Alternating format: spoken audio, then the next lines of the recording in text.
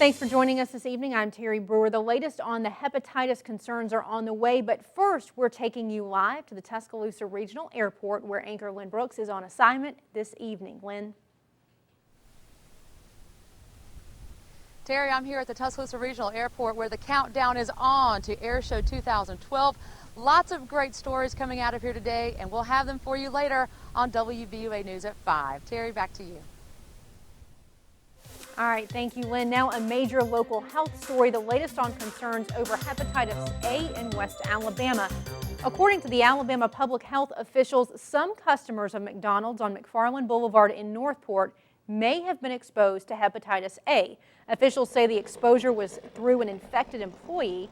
Hepatitis A is a virus that can infect the liver. It spreads when a person ingests contaminated food or water or is exposed to contaminated objects. Now, if you ate at the McDonald's February 29th through March 13th, health officials say it's too late for a vaccine. So if you have symptoms, you should see your doctor. But if you visited the restaurant anytime on March 14th or on the morning of March 16th, officials urge you to contact your healthcare provider and get the hepatitis A vaccine by this Friday if you already do not have the vaccine. The Tuscaloosa County Health Department says the hepatitis A infection can appear 2 to 6 weeks after exposure. Symptoms include mild fever, loss of appetite, nausea, and jaundice. The health department says no cases of hepatitis A aside from the infected employee have been reported, but everyone needs to take precaution. It's a food and waterborne illness. It is not a bloodborne illness like HIV or hepatitis B. And people can get mild disease or they can even get severe hepatitis requiring hospitalization, etc. Luckily, we have not found any more individuals in our community. McDonald's franchisee Rick Hanna released a statement saying our #1 priority is always the health and safety of our customers and employees. We're taking this issue seriously and working with the Tuscaloosa Health Department to conduct a thorough review and understand the facts. We want to assure our customers that the restaurant managers are highly trained and qualified in all aspects of food safety and restaurant sanitation. We adhere to all applicable local, state, and federal guidelines and regulations, as well as abide by McDonald's stringent standards. We wish our employee a speedy recovery and request all that additional requests are directed to the health department. Well, you may have seen a rather unusual sight in the skies over Tuscaloosa today. WVUA anchor Lynn Brooks joins us live from the Tuscaloosa Regional Airport to explain.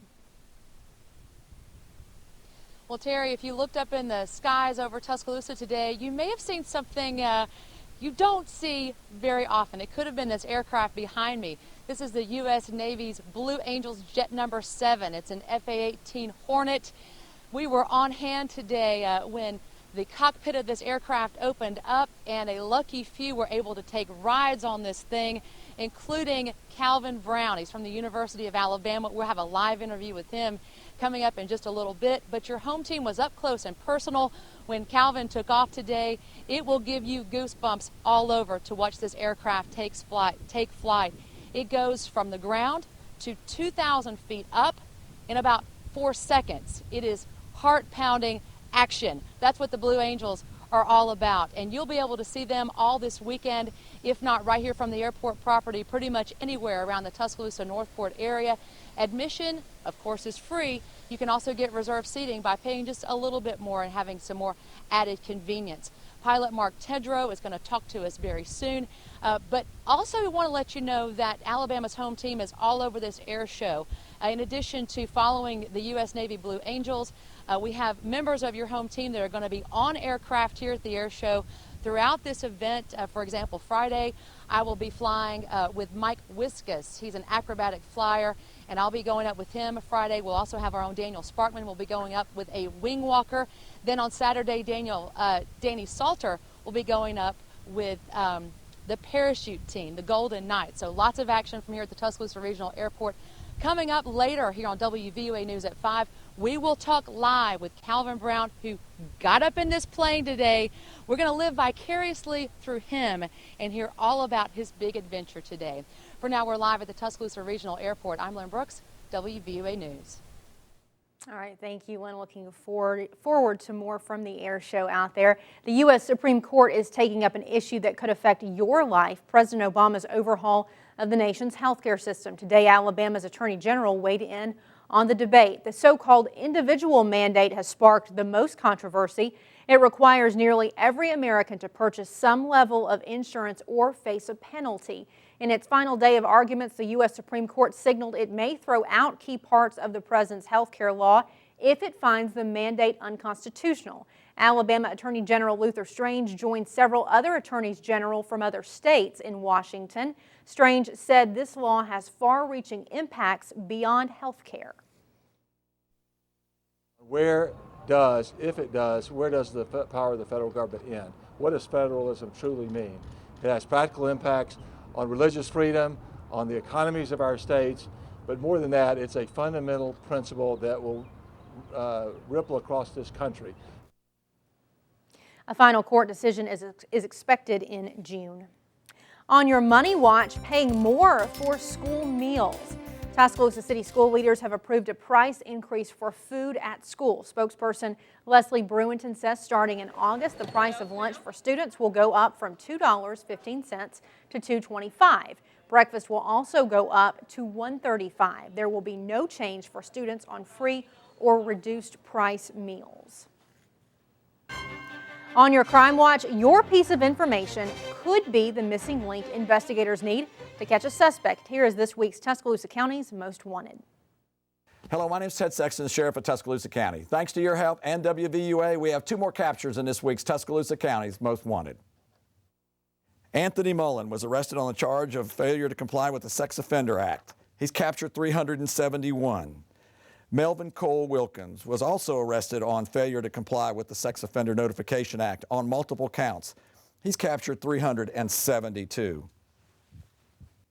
Now we need your help this week in finding more of Tuscaloosa County's Most Wanted.